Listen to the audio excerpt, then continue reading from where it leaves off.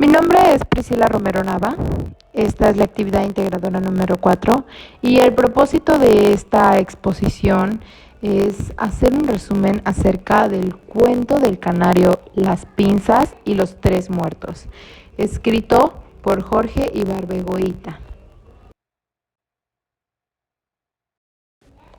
Todo empieza con la primera representación llamada El Canario. En esta Jorge nos habla de que él vivía en el centro, una zona muy transitada, pero donde vivían demasiados vagabundos y era un basurero. Todo empezó cuando Jorge empezó a escuchar ruidos en su alcoba y al subir se percató de que un hombre estaba queriendo entrar a dormir. Jorge le dijo que no y lo hizo a un lado. 6 meses después de esto ocurrido, Jorge no se encontraba en su casa y solo su familiar, en este caso su tía. Esa noche su tía se dio cuenta de los ruidos misteriosos en el tejado y cuando subió a investigar observó que había un hombre vaciando el closet de Jorge. Se había robado unos trapos viejos, unas corbatas, unas ropas.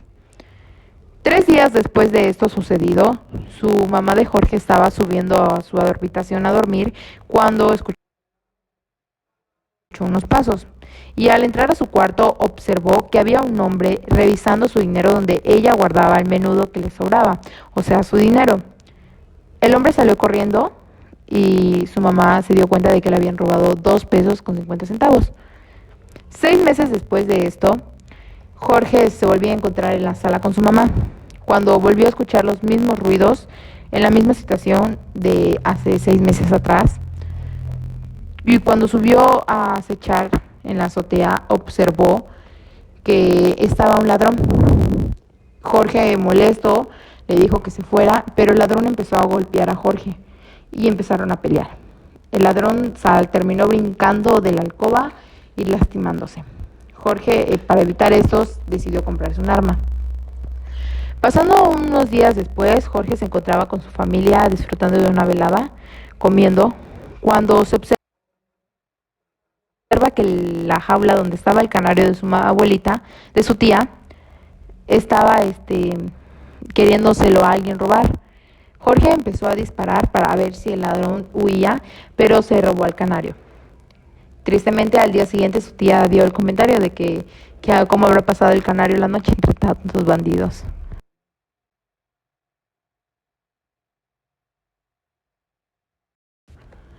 Después Jorge nos habla de otra situación al que se le nombra las pinzas.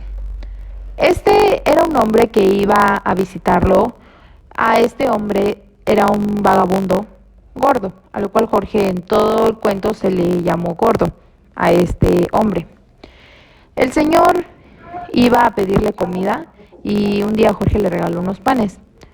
Pasando tiempo, Jorge, se dio cuenta que el gordo había invitado a otro señor y a una viejita a comer los panes. Después el gordo le pedía ropa o sábanas para pasar la noche y Jorge se las daba. Unos días después el gordo llegaba siempre a las 7 de la mañana y le ofrecía algo a cambio, una moneda a cambio de 3 pesos, y en una ocasión llegó con unas pinzas, a lo cual Jorge dice que hasta el momento sigue ocupando las pinzas que le llevó este señor gordo. Unos días el gordo llega pidiéndole 20 pesos prestados, prometiéndole que se los iba a devolver, y Jorge se los presta. Después regresa el señor devolviéndole nada más 12 pesos, pero Jorge no los acepta.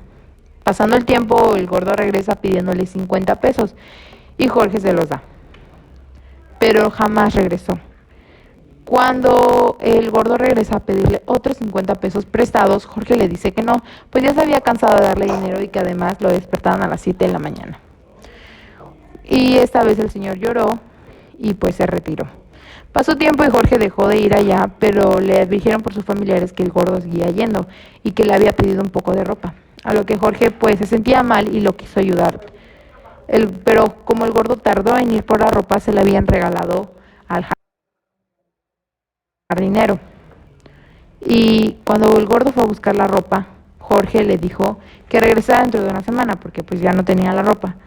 pero el gordo se despidió como siempre y jamás regresó.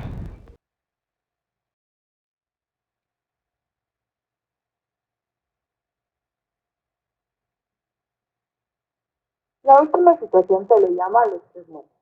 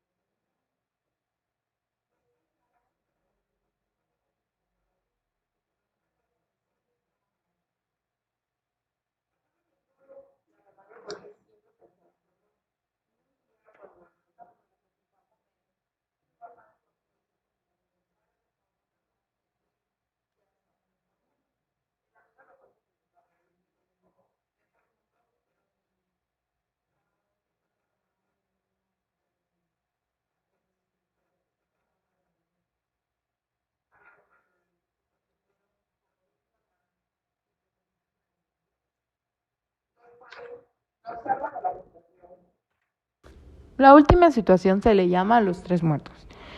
Primero nos habla de un señor llamado Ramón que les cuidaba la casa y su esposa. Ramón trabajaba de albañil en la casa de Jorge y de su mamá. Una vez llega su esposa de Ramón a pedir 20 pesos prestados porque Ramón estaba muy enfermo y necesitaba comprar unas medicinas. Después, su mamá de Jorge le presta el dinero. Después va la señora y le pide 50 pesos prestados, pues porque Ramón había fallecido y necesitaban pagar la caja. Pasando tiempo, la mamá de Jorge siempre pensaba en Ramón. Y un día, cuando un amigo de Jorge fue a comer, su mamá de Jorge hizo el comentario de qué habrá pasado con Ramón y que ya está en un mejor mundo.